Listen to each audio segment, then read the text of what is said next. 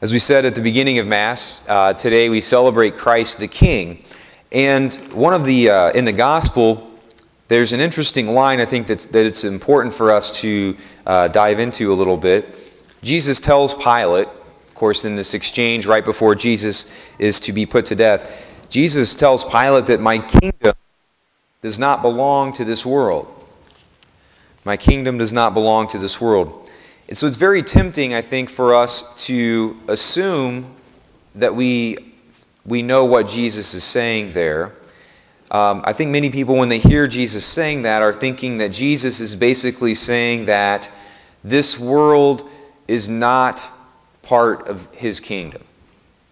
And it's easy for us to maybe even read into Jesus' words there a little bit of aloofness, maybe, or a little bit of Him separating Himself or putting distance between Himself and this world, as if He's kind of saying, this world is this, this backwater place. It's insignificant because my kingdom is not of this world. My kingdom is beyond here. And so we are tempted, I think, in some ways to read into that and to say or to hear Jesus saying that the things that happen here on earth don't really matter. This isn't Jesus' kingdom, and whatever happens here, that's fine, and there will be a big wrestling match at the end of time, and God, of course, will win, and then His kingdom will start. It's really important, though, to understand that that's not what we celebrate today. What we celebrate today is the fact that Jesus is king already of our world. Right now. He's not saying that I don't want to be king here or I'm not king here.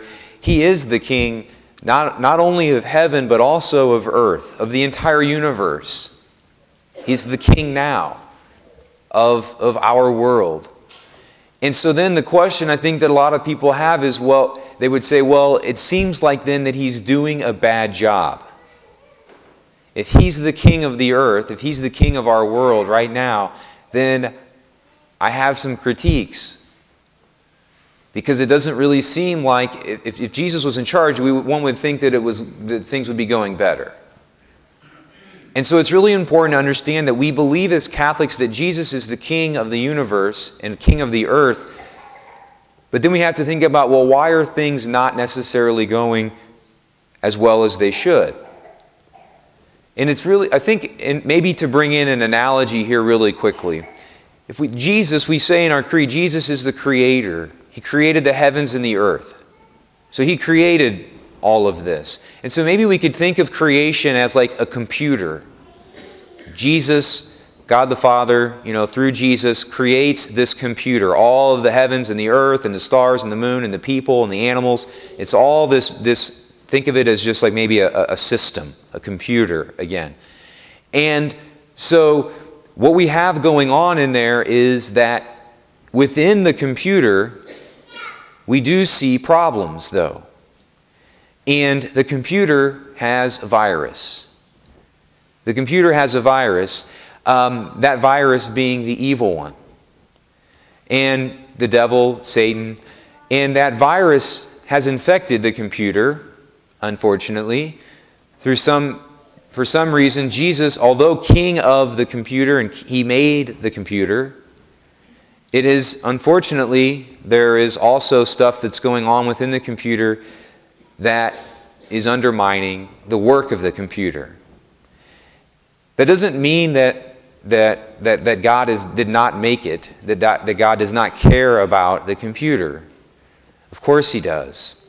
But it causes us we have a lot of concern, and it's something that probably that we won't fully understand why it's the case until the world ends and we can see things as God sees them.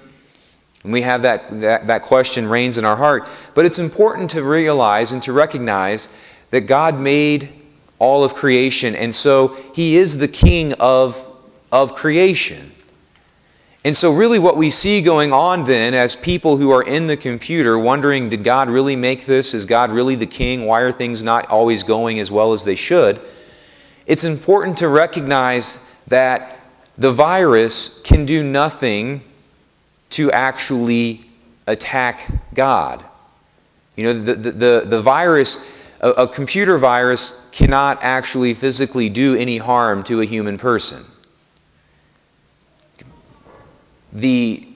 Can mess with our bank accounts or something like that. It can crash our computer and we can't get on the internet. But it can't really do anything to us physically. In the same way, there's nothing that the devil can do to God.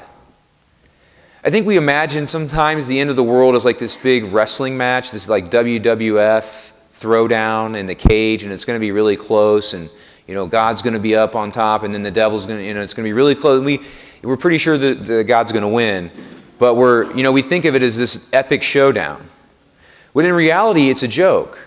There's no way. I mean, God made the devil. God made Satan and all the demons and all. He created them, and they chose to go off track. There's nothing that they can do to attack their Creator. And so all that's left for the virus to do is to attack us, to attack creation, to try to wreck the plan of the Creator. When we see the devil and the demons and all those in the Gospels, they never do anything to God. There's nothing that they can do. So they attack humans. They attack us. They try to wreck the computer. They know they can do nothing to God, so they try to simply attack what God has made, which is us. So the first plan to wreck the computer is to try to get us to join their side. And then if that doesn't work, then they come after us and attack us. They don't attack God, they attack God's creation, which is us. We are God's prized creation. And so we ought to expect then difficulty, adversity. We ought to expect to be attacked and so forth. And we also ought to know, though, as we celebrate this weekend, that just because that's happening, that does not mean that God isn't in control, because He is.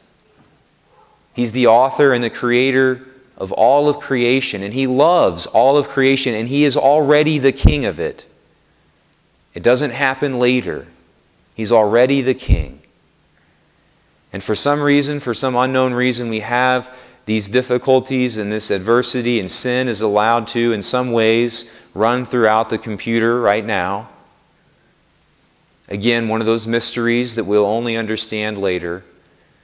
But what we can never forget is that Christ is already the King. He is not saying that this is some mirage, some joke, that the things that happen on the world, that happen in our world don't matter, that they're of little consequence. He's not saying that there's heaven up here and then there's earth down here and earth doesn't matter. He's saying He's king of all of creation, of heaven and earth, now and later, and it's always been that case going back to before time. So anytime we experience the difficulties that come with living amidst the virus of sin, whether it's within ourselves or other people that we know or love, or we're attacked, or whatever it may be, anytime we encounter the difficulties that come with that virus that has infected our world, let us never dwell on that, but let us always remember what we celebrate today, the fact that Jesus Christ is King of all of creation, and that He was so before time, He is the King now, and He will always and forever be the King of heaven and earth.